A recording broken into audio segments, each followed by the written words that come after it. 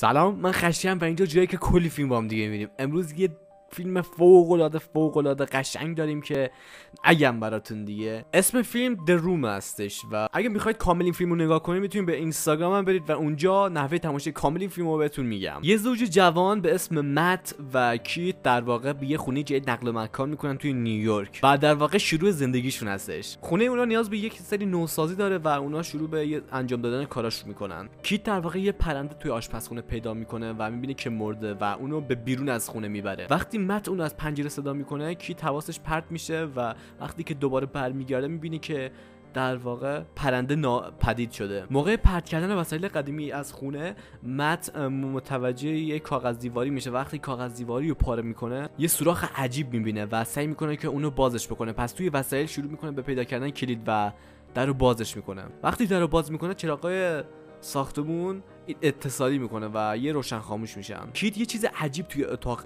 حس میکنه و حس میکنه که یکم طبیعی نیست. بعد یه نفر از پیمانکارای اداره برق رو میارن و میخوان علت اتصالی برق ساختمون رو پیدا بکنن. وقتی که به زیر زمین میرن، انبوهی از سیما رو مشاهده میکنن که همشون در هم تنیده است. اپراتور میگه که من تا حالا اصلا همچین چیزی ندیدم و بهشون گوشزد میکنه که قبلا یه نفر توی این خونه مرده. وقتی که مت این خبر رو میشنوه، سریع شروع به جستجو کردن میکنه. وقتی که نگاه میکنه میبینه که قبلا یه زوج توی این خونه بودن که هر دوتاشون کشته شدن و یه نفر به اسم جان مظلوم به قتله و یعنی در واقع اون دوتا رو جان کشته. مت در واقع هنرمنده. وقتی که داخل یکی از این اتاقا یه بطری مشروب میخوره، آرزو میکنه کاش یه بطری مشروب دیگه هم بود و اونو میخوردم. یهو لامپ سوسو میزنه و یه اتصالی توش به وجود میاد و میبینیم که یه بطری مشروب ظاهر میشه. مت وقتی بطری رو بررسی میکنه، متوجه میشه که در واقع اتاق یه قابلیتی داره که هر آرزویی بکنه اتاق برآورده‌اش میکنه.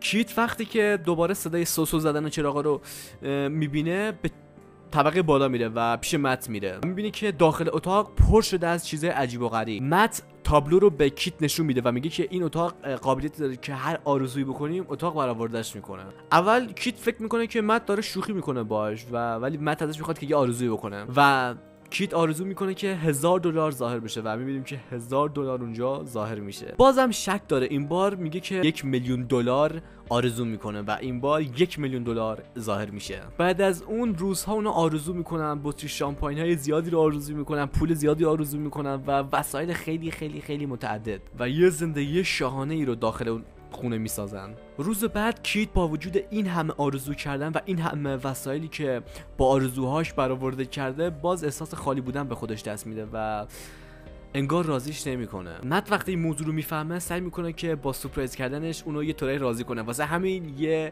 با یه گهواره سورپرایز میکنه و بهش میگه که سعی کنیم بچه دار بشیم. ولی خب چون که کیت قبل از اون 2 سقط جنین داشته و یه بارداری ناموفق داشته، از اونجا ناراحت میشه و میره.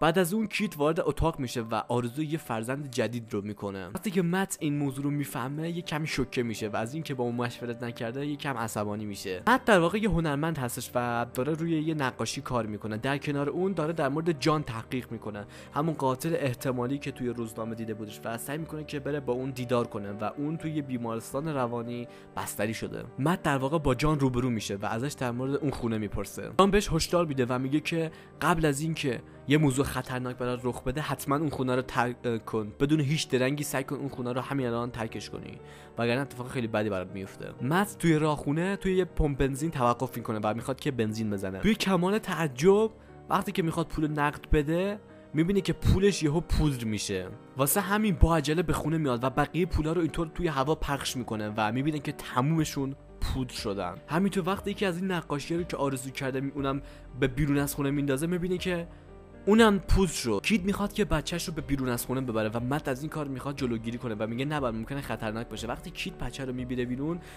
میبینه که بچه به شدت فریاد میزنه و انگار درد داره. توی عرض چند ثانیه میبینیم که نوزاده تبدیل به یه کودک جوان میشه و عرض چند ثانیه سریع بزرگ شد. وقتی که وارد خونه میشن، اونا به جایی که به یه بچه نگاه کنن، در واقع به یه پسر بالغ نگاه میکنن. بعد از اون مت فاش میکنه که اتاق در واقع هر چیزی که اونا دلشون بخواد رو بهشون میده، ولی به شرطی که اونو بیرون نبرن، چون که زمان توی خارج از خونه سری میگذره و اونا یا پیر میشن و یا تبدیل به خاکستر میشن. بعد از مدتی میبینیم که در واقع کیت مشغول درس دادن به شین هستش، یعنی همون بچه‌ای که سری عرض چند ثانیه بزرگ شده و اونا نمیزن از خونه بره بیرون و یه طورایی بیرون واسش ممنوع کردن، چون که در عرض چند ثانیه سری ممکنه بزرگ بشه و پیر بشه و بمیره. توی یکی از شب‌ها شین در واقع توی اطراف اتاق قدم میزنه و وارد همون اتاقی میشه که هر آرزویی کنی برآورده میشه. شب چراغا دوباره شروع به سوسو زدن میکنن، ولی مت و کیت هیچ کدومشون بیدار نمیشن و متوجه اتفاق نمیشن. وقتی که وارد اتاق دوتایشون میشن میبینن که در واقع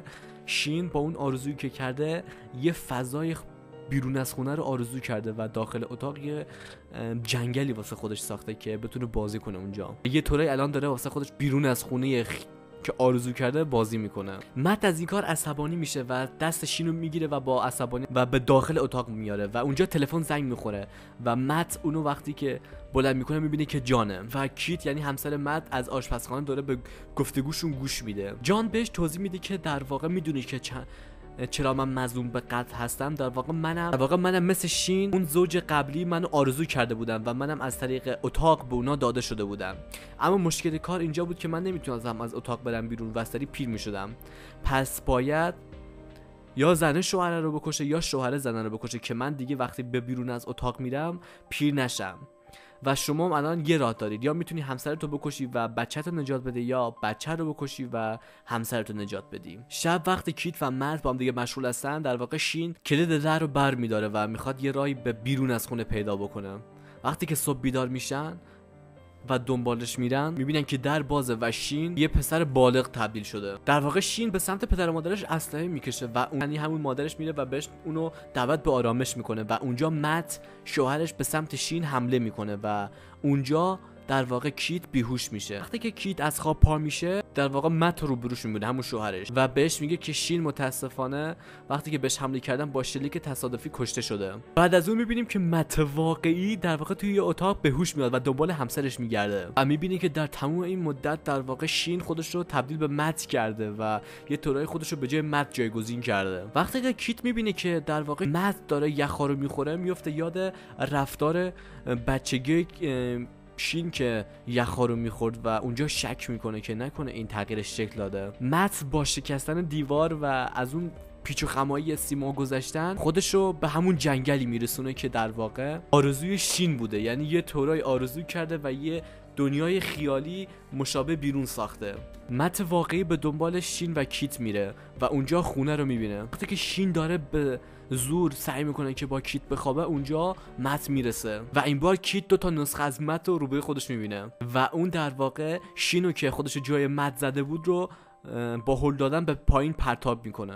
شین وقتی که به پایین میفته در واقع به شکل اصلی خودش برمیگرده. مت و کیت چون همینطور که در حال دنبال راهی واسه خروج هستن اونجا شین میرسه و با چاقو به سمت مت میره و در واقع مت رو میکشه، ولی اونجا میفهمه که در واقع مت و کیت هم یه نسخه شبیه سازی هستن و دوباره مت و کیت اصلی یه آرزویی کردن که 2 شبیه ساز به وجود بیاد و در واقع شین رو سر کار میذارن. مت و کیت سریع به سرعت وارد همون خونه اصلی خودشون میشن، ولی اونجا شین باز میرسه، ولی خب مت کاری میکنه که با هم دیگه به بیرون پرتاب بشن. کیت در واقع سریع در رو از هر دوتاشون میبسته و اونجا میبینیم که شین به یه پیرمرد تبدیل میشه و همونجا میمیره و بعد از مدتی کیت و مت از اون خونه میرن. این بار کیت و مت وقتی داخل یه خونه هستن، کیت در واقع یه همون آزمایش بارداریش رو نگاه میکنه و ببینی که مثبت شده، اما اون وحشت داره و دلیلش اینه که مطمئن نیست که بچه متعلق به شین هست یا کیت، چون با دوتاشون خوابیده دیگه و اینجاست که فیلم